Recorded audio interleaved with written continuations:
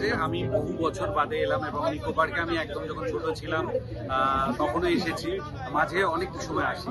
আজকে এসে কিছু কিছু রাইড চড়ে সেগুলোকে আমার মেমোরিগুলো রিভিজিট করলাম এবং আমার নিজের খুব ভালো অনেক আনন্দ হলো। আমি এখন এসে মনে করছি যে হ্যাঁ, বড়রাও আসতে পারে, শুধু যে ছোটদের এটা না, ছোটদের নিয়ে তো বড়রা আসবেই, সবাই এনজয় করার মতো একটা ফ্যামিলি অ্যামিউজমেন্ট পার্ক।